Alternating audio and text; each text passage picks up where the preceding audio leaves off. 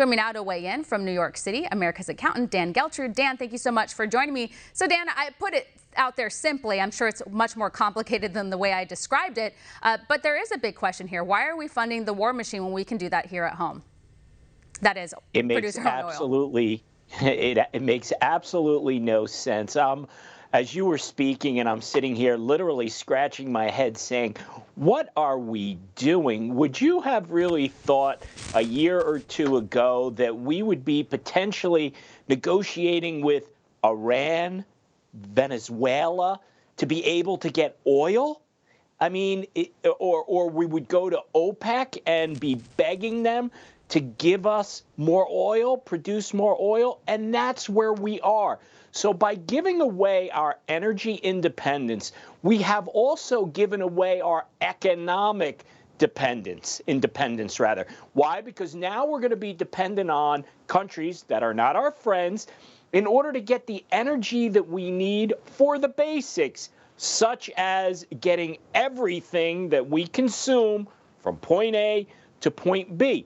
And what's going to happen there? We are going to be in for inflation, perhaps like we haven't seen in years and decades, all because of bad policies coming out of the White House.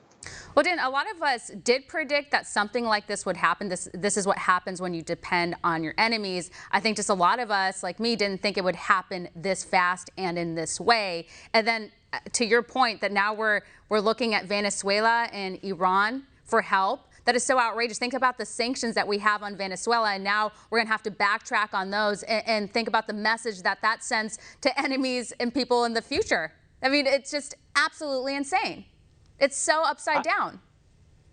I cannot figure out the resistance of this administration as to why we wouldn't want to produce our own energy. I understand in theory to say, well, we want to be greener, we want to be cleaner. Everybody's for that. But that's something that we need to think about in 2030, 40, 50, because there needs to be a transition. There's no light switch here to go from fossil fuels to clean energy, whether it's wind or solar or anything else, overnight. So what you do is you literally put our entire country at risk for a theory that can't possibly happen for decades from now. And I think we need to be careful, too, because those of us who support the idea of banning Russian oil, we want to make sure that there's enough supply. So we don't want to just cut it off and then have to figure it out here. That would cause a lot of problems. And we'll hear from a lot of elitists that are like, oh, the American people are fine with paying more. Okay, well, most of the people who are saying that out loud are people that are totally comfortable and can afford it. But people who are living paycheck to paycheck, who are already suffering because of this economy, they have to make a big decision whether they're going to be able to afford to pay their bills, feed their family. Those things matter. I don't think, Steph, that people, the vast majority of Americans are out there saying, it's okay, we'll pay more to just prove a point that we're supporting Ukraine in this war with Russia. Do I think people are supportive? Yes. Do I think they want to pay more at the pump? No. Do I think they want to pay more for the trickle down for those fuel costs into everything else?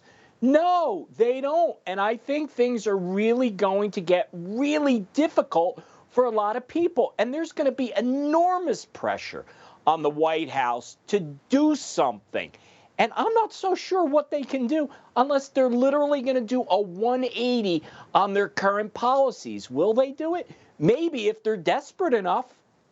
What do you think about credit card companies suspending service to the Russian people? Again, I think we need to highlight here that the Russian people, the majority of them, have nothing to do with this. This is Putin's war. And so part of me is like, oh, it's kind of unethical that these credit card companies would go after the people of Russia who have nothing to do with this. And then also, what are the unintended consequences? What I worry about is Russia and China.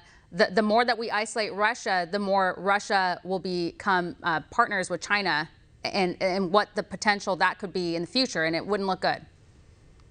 You bring up two really good points that are worth discussing. So as we have American companies putting the economic squeeze on Russia, obviously to get Putin to change his ways, we are without question going to be inflicting pain upon the Russian people, who, for the most part, if they're fully informed, Steph, let's not forget whatever propaganda they're getting, but if they're fully informed about what's happening, they're certainly not supporting just taking over another country by means of war this way, military invasion. So yeah, there is a part that says, well, it's most unfortunate.